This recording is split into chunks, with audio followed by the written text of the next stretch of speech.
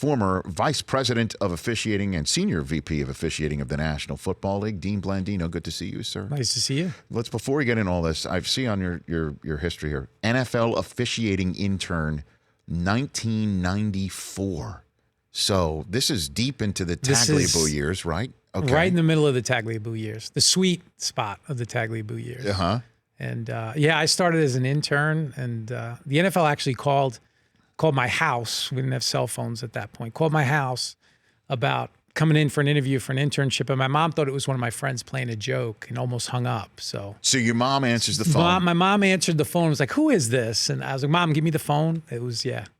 So I might not have been here today had she hung up the phone. So, Dean, the NFL's on the phone. Like, actually happened in the Blandino household? It actually happened. And then what did you do as an intern? I was doing whatever they asked me to do. I was actually doing a lot of editing of video, putting together tapes and things like that. That's how I learned officiating, because I was putting holding tapes together or pass interference tapes together, and it wasn't digital back then, so you actually had to watch the tape while it was recording. So I'd watch it, and that's how I learned all the officiating stuff. Who was the head of NFL refs then? Jerry Seaman. Jerry Seaman. Okay. Yes. Came off the field. His last game was the Giants-Bills Super Bowl, the wide right game, and then was the head of officiating. Now here you are. Now here I am. Now here you are at the cross-section of NFL and extinction, according to those who are watching the helmet rule being applied over the first 2 weeks of the preseason. What are your thoughts on what you're hearing and seeing of what's being called, Dean Blandino? Yeah, I think it's being over-officiated right now, but I think that's by design. They want the officials to throw flags, and so they can get a library together. And that's no different than other point of emphasis fouls that we've had in the past. Preseason fouls are always higher per game. Last 5 years, you have 4 more fouls per game in the preseason than you do the regular season, so they do drop. 51 fouls in 33 games, roughly 1.5 per game. That's a high number for a specific player safety foul, but I think that number is going to drop. They're actually having a call today with the competition committee, which is unfortunate because the two greatest minds in sports officiating are here. That's correct. And we're not on that call. Hey, look, I'd love to be on that. So what do you think is being discussed on that call, having been through calls like this before? Yeah, I think Al Riveron, my successor, he's on that call. They're talking about all of the fouls that have been called, some that weren't, how comfortable he feels with how the officials are doing from a consistency standpoint. And I think they're getting ready to put together a tape that'll go out to everyone after the preseason ends, just so they can provide more clarity as we go into week 1. But I mean, how's that going to work? I mean, some of these. All right, let's take it one step at a time. Did you, when you were the head of NFL refs prior to preseason, say call more, because I need a library of video? We did. We would always say, when in question, throw the flag.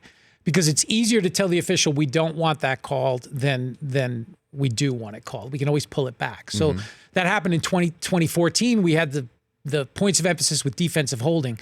Fouls in the preseason, we were throwing 2.5 fouls per game in the preseason for holding. That dropped to under 1.5 per game. And then you, again, as a former NFL head of NFL refs, would then tell the guys, now it's the regular season, call less? Well, no, we would put the tape together and we would say, here are 10 examples of what we want called, what the competition committee wants called. Here are 10 examples of what we don't want called. So we had that library to pull from, and then we could show the officials, and we're doing that throughout the preseason, and then we can show them and hopefully regulate, where we want that line to be. Dean Blandino, current NFL on Fox Rules analyst here on the Rich Eisen Show. So wouldn't Mike Zimmer know that this has been done before? I mean, he's been around football forever. He's saying that this is going to cost people jobs in the playoffs. Would you disagree with that? No, I don't. Look, officiating calls are always, whether it's pass interference or the helmet rule, they're always going to impact games. This is a big change, and I think this is a culture change. I think what the NFL is trying to do is they're trying to get the head out of the game, and this is a broad rule the way it's written. And I think we're seeing a culture change. When I started in '94, one of the first projects I worked on was a hit on defenseless receivers tape. And it had guys like Chuck Cecil and Mark Carrier and some of these safeties, and they were just killing people. And if you put that tape on today, I don't think there's anybody that watches football would think that that was okay. And that was acceptable back then. And then in 95, they changed the rule on defenseless players, expanded it. Players had to adjust, and they did. And I think that's what we're seeing now. Well, we had Josh Norman on yesterday, and he's like, adjust how? Because some of these calls that we're seeing in the preseason, these players are just bracing themselves for impact that they're not creating. And we're seeing a flag called on the defender. That's the key. That's the adjustment. But how is that even fine to be called now just for the sake of getting tape for a library that will be put out to teams and coaches before the season when it's freaking fans out? I think where the direction to the game official isn't just throw. It's if you see what you think is a foul, typically you tell the official you got to be 100% sure to throw the flag. Right. What they tell them is, okay, if you think it's a foul, it's close, throw the flag. That's all this is. And Josh's point and Richard Sherman and these guys are thoughtful guys and they get it. But the key is the league put out tape, position-specific tapes. I don't know if you've seen them. Head coaches, Mike Vrabel, Doug Marrone, Todd Bowles, they all did a tape. And what they were saying, and if you watch these tapes, it's knees bent, pads low, head up. And that's really what they're trying to do. Get the players to keep the head up. Not always possible. And that's fine. Not always possible. Look, I told you this backstage. I'll say it here when we're in front of microphones, in front of everybody, is that the Shamarko Thomas hit on David Moore in preseason week 1 that was flagged and he was ejected for, that should be out of the game. Those plays are dangerous. It's going to kill somebody, literally. And I think that if this is all working towards removing that from the game, great. Yeah. But fans who are seeing all the other calls that are confusing is going to lead, despite how many tapes that are being put out there right now, with the way the rule is written, I'm concerned that after the catch rule has now been, in my mind, fixed, and we'll get to that, Dean Blandino, here in the Honda Insider Report shortly. But I'm concerned that after the catch rule is now fixed, we're now going to be sitting here saying what's a tackle, what's not a tackle. And whereas the catch rule was just dealing with catches, which doesn't happen on every play involves a tackle or involves an attempted one. So how is this going to work? I think the goal is to get that egregious flagrant hit out of the game. And I think the committee and the league will live with some of these calls that maybe shouldn't be made. That's just part of the growing pains. Mm-hmm. But I really feel like today on this call and the direction they're going to go in is they're going to narrow it down. I think they're going to narrow it down, make it less broad, at least how it's being applied, to where, we talked about maybe it's more the crown of the helmet, because a lot of the incidental contact with the helmet is the side of the helmet versus really lowering the head in that traditional spearing posture. So I think they're going to narrow it. I think we're going to see less calls during the regular season. And again, but it is a culture change, and they're trying to get that real flagrant hit out of the game. And so just to, I guess, put a button on it here, Dean, because again, I have the rule as it's written. It's a foul if a player lowers his head to initiate and make contact with his helmet against an opponent. Contact does not have to be an opponent's head or neck area. Lowering the head and initiating contact to an opponent's torso, hips, and lower body, also a foul. So to me, I've never seen somebody try to initiate contact and harm somebody with the side of their helmet. They're not coming and like sort of most of the time somebody with the side of their helmet. No. So to maybe put in the language today, will they put in language today to say crown of helmet? I don't. Because the side of the helmet, if you put it in crown of the helmet, then some of these tackles that we're seeing that look to be great form tackles, the helmet is to the literally side of the body of the player that they're trying to tackle. And it's the shoulder, but the side of the helmet does make contact. Yeah. That if we're somehow codify it to take those out of the flaggable moments, maybe we've got something. They might. I don't know if they're going to change the actual language, but the direction to the game officials, because again, if you initiate with your helmet, then by definition, it's not incidental. And I think that's the hard part for the official in real time. They can see the player lower the head, but did he initiate with the helmet or did he initiate with the shoulder, and was the helmet contact incidental? That's kind of where we have to get to from a consistency standpoint. All right, let's take a 60-second break. Come back. I believe the catch rule has been fixed. I'm wondering what you think and how it's going to look in 2018. And then I do want to, I'll give you a heads up, go through your head. The coach, while you were the head of NFL refs, who was the biggest pain in the ass? I want to hear that. That's good stuff. He's nodding his head to my right, correct? I'm looking straight at you, Chris. Is he nodding his head? I think his initials are both the same letter. Double B? Really? You think? I don't know. That's back in 60 seconds with Dean Blandino.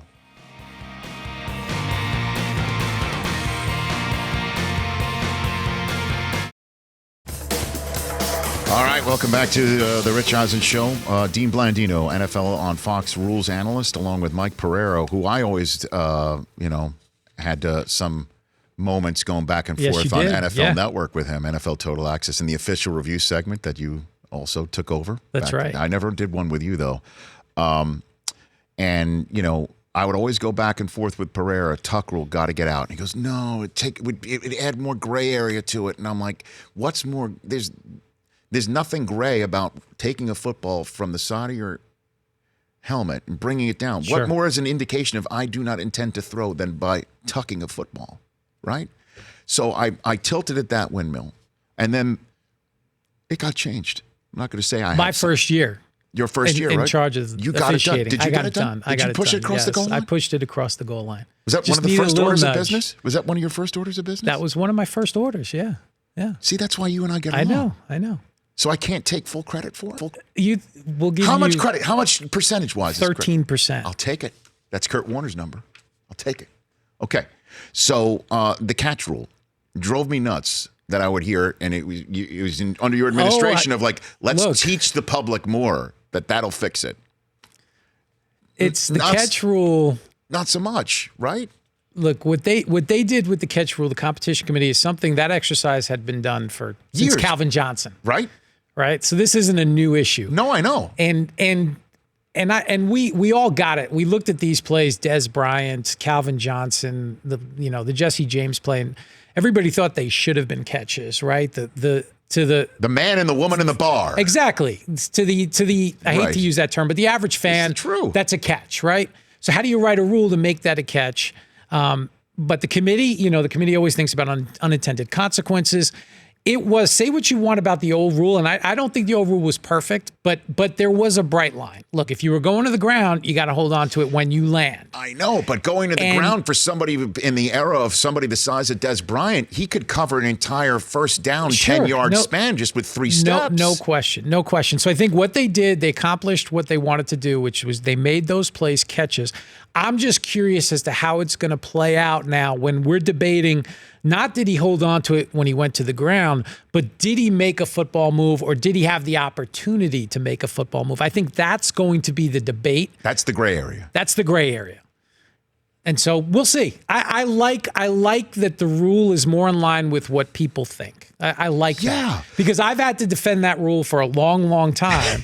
And you're done. You're sick and tired of doing that, Dean. I'm done You're finished. defending that rule, but I'm just interested to see how it's going to play out. Because it's indefensible. I'll be honest with you. The whole surviving the ground stuff would just drive me insane. Which is still part of the rule, though. So, what is the? Hold on a minute. I thought that's gone. They're trying. They're selling you a bill of goods. Over there. Here's the rule: control the ball, get 2 feet down or another body part. Make a football move, whether taking another step or reaching the ball toward the goal line or yard marker. Such a football move would not be required if the catch were made in the end zone. Agree. So where's surviving the ground? So if I go to the ground, if I dive to make a catch, right, I control it, and I hit the ground, right, and the ball comes out, that's incomplete because I did not hold on to it when I landed because there's no football move there. So people need to understand it's still part of the rule. That's not going to be a fumble? No, that's not a catch. So what's the unintended consequence here? I think the unintended consequence is, again, we didn't eliminate the subjectivity in the rule. We just shifted it. I think it's going to be better. I think we're not going to have much of a conversation about it. And unfortunately, no, because everybody's talking about the helmet rule. I know. What's a tackle, not a tackle? Exactly. Man. And so the rule of that I would love to change as well would be the fumbling out of the end zone gives the ball back to the defense. That basically the defense is the end zone is their friend.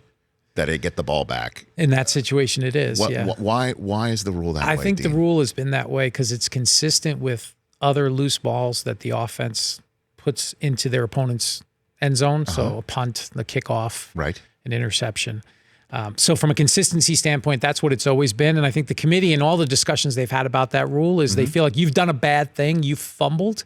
So there should be some penalty if you don't recover it. It shouldn't just come back to the spot of the fumble. If you don't recover it, then there should be a penalty. And it's a pretty big penalty, losing the football and going to the 20. In all the discussions that I've been a part of, the committee they haven't felt compelled to make a change. What's the Dean Blandino here on the Rich Eisen Show, former head of NFL refs and now NFL rules and analyst on Fox. What's the one rule that you would want to change that you couldn't push across when you were in a position to maybe do it, or one thing right now?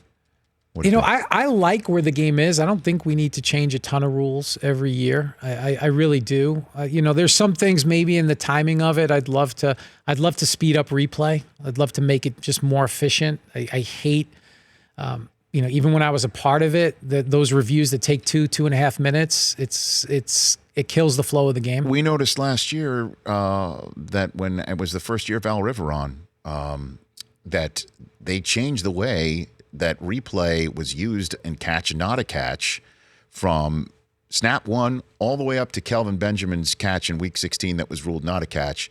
And then in the playoffs, it looked like it went back to your way of not treating everything like it was a Zapruder film, where you stay with the stands is called unless it's incontrovertible evidence. Did you notice that? Yeah, no question. I think during the regular season, there were times where they were overly technical, and they were really just, like you said, analyzing the Zapruder film when it's pretty. Replay is not that hard. If it jumps out and it's clear and obvious, then you change it. If it doesn't, you stay with the call on the field. And they went back to that after the Kelvin Benjamin play, and it was much better past that point. Based on your experience, would that have been a phone call that Al Riveron received? It could have been a phone call. It could have been a visit from a guy that works on the top floor. Could have been something like that. Huh. It's possible. That happened to you? I've had those visits You before. have had those visits. Mine involved a certain bus trip, but that's about I wasn't going to bring up the Glaze with you here, but he's at the nexus of everything in the National Football League. Okay. Because I remember sometimes when I would be doing official review with Pereira, we would have it, okay, we're going to do it Monday at this time. We're going to do it. And then we'd be like, we got to do it Tuesday. Why? Because Pereira is too busy fielding all these phone calls from coaches and front office members. Yeah. He's got to do that. So then we started pushing it to the middle of the week when he got through all of that and he had time to do it a segment. Who was the one coach that was the biggest pain in the you-know-what when you were the head of NFL refs on that front? So the guy for me, and he was also one of my favorites, was BA, Bruce Arians. Wow. The first year I was head of officiating, he called me in September, like week 2, and he said he was never going to call again. He was done with officiating. 2 weeks later, he called. Following year, he accused me of betting on the game, because of a replay review. And then the third year, he accused me of not knowing the rules. Yeah, he was on the team bus.